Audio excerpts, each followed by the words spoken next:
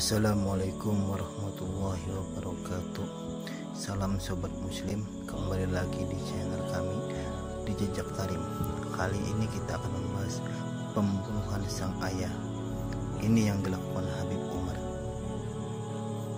Habib Muhammad bin Salim bin Hafiz, ayah Habib Umar bin Hafiz, diketahui adalah seorang pendakwah yang syahid di tangan penguasa yang zalim. Wabatan sang ayah tentu menorehkan luka mendalam pada sang anak. Namun setelah puluhan tahun kemudian, Habib Umar dipertemukan dengan penguasa zalim tersebut. Apa yang dilakukan beliau? Pertemuan Habib Umar bin Hafiz ini melalui murid beliau yang bernama Habib Ali Al-Jufri. Berikut cerita Habib Ali. Aku pernah berada di kota Aden, berada dalam satu majelis dengan seorang bekas penguasa atau pemimpin yang sangat zalim, di mana ketika berkuasa dia melakukan banyak kemungkaran dengan membantai atau membunuh banyak ulama besar Hadrul Maut. Di antaranya salah satu yang menjadi korban adalah guru mulia kami, Zaid Habib Muhammad bin Salim bin Hafiz, ayahanda dari guru kami Habib Umar bin Hafiz. Terakhir telah membawaku untuk bertemu dengannya, dan ketika aku menatapnya setelah aku diberitahu siapa dia, timbul perasaan tidak suka atau tidak nyaman yang luar biasa. Bahkan aku tidak mau berbicara dengannya meskipun sekedar berdakwah sekalipun. Aku tahu sikapku ini keliru dan salah karena memanggil orang ke jalan Allah harus diutamakan, tak peduli siapa mereka atau apa yang pernah mereka lakukan. Dan tiba-tiba saja orang zalim itu menghampiriku dan berkata, aku ingin bertaubat, apa yang harus kulakukan?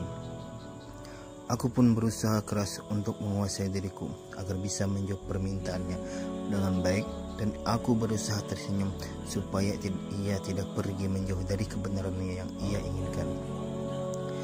Segera setelah keluar dari majelis, aku tetap merasa sangat terganggu dan tidak nyaman. Maka aku menelpon guruku Sayyidil Habib Umar bin Hafiz serta menceritakan dengan siapa aku telah bertemu, dan beliau hanya bertanya apa maunya. Aku katakan keinginan orang itu untuk bertobat dan minta maaf, tapi aku tak mampu menuntunnya dengan baik karena hatiku sangat tak menyukai dengan apa yang telah ia lakukan di masa lalu. Guru mulia Habib Umar bin Hafiz kemudian berkata, Ali, penuhilah hak Allah atasmu, yaitu menuntun ia kepada Allah. Tunjukkan kasih sayang dan perhatian atas dari dasar hatimu yang paling dalam, dan aku perasaanmu yang tidak suka berkumpul bersamanya atau ketidaknyamanmu itu, maka alihkan kepada kebencian terhadap perbuatannya, bukan kepada individu atau orangnya. Karena Rasulullah SAW tetap menerima keislaman Washi, orang suruhan Hindun, istri Abu Sufyan, yang telah membunuh paman tercinta Nabi, yaitu Sayyidina Hamzah, dengan cara menombaknya dari jauh, kemudian memutilasinya dan mengeluarkan jantungnya. Tetapi Nabi SAW pun tetap memaafkan dan mengampuni Wasi, meskipun beliau mengalami kesulitan menatap wajah Wasi, dan berkata, jangan biarkan aku melihat lagi, bukan karena benci pada Wasi, tetapi karena akan membuat kesedihan beliau teringat lagi keadaan paman beliau, kata kala syahid.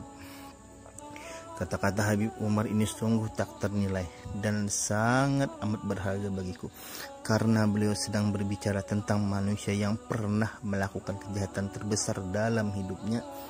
Beliau sendiri itu membunuh ayah kandung beliau dan memisahkan dengan keluarga beliau, akan tetapi masih menerima dan membantunya tobat.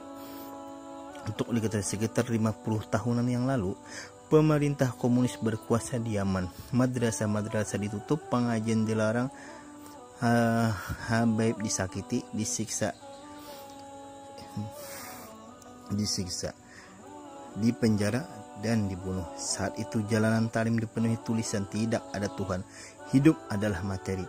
Dalam keadaan genting itu, Habib Muhammad bin Salim, ayah Habib Umar, bersikukuh tetap mengajar, berdakwah, memperjuangkan syariat Rasulullah SAW. Ketika Habib Muhammad berhaji, seorang ulama Makkah berkata kata kepadanya, "Wahai Habib, janganlah engkau kembali ke Tarim. Tinggallah bersama kami di sini. Kami khawatir akan keselamatanmu." Habib Muhammad menjawab, "Dulu para sahabat keluar dari Madinah ke seluruh penjuru bumi untuk mencari mati syahid. Sedangkan sekarang kesahitan datang kepadaku di Tarim. Apakah kau pikir aku akan lari darinya? Jika aku tinggalkan Tarim, siapa yang akan memperjuangkan dakwah ini?" Di saat nanti, tepat di hari Jumat 29 Zulhijjah 1392 Hijriah, Habib Muhammad diculik dan dibunuh oleh pemerintah komunis. Habib Umar saat itu berusia 9 tahun, menangis kebingungan mencari sang ayah, tapi percuma. Jasad beliau tak pernah lagi bisa ditemukan. Tragedi berawal ketika Habib Umar sedang menemani sang ayah untuk salat Jumat. Ayah beliau diculik oleh golongan komunis dan Habib Umar kecil sendirian pun ke rumahnya dengan masih membawa syal milik sang ayah. Syal tersebut layaknya tongkat estafet dakwah yang kini dilanjutkan Habib Umar bin Habis. Setelah kurang lebih 50 tahun dari hari itu, Tarim yang dulu hanyalah kota kecil di pelosok Yaman kini menjadi salah satu kiblat bagi para pelajar di seluruh dunia. Assalamualaikum warahmatullahi wabarakatuh. Silahkan subscribe.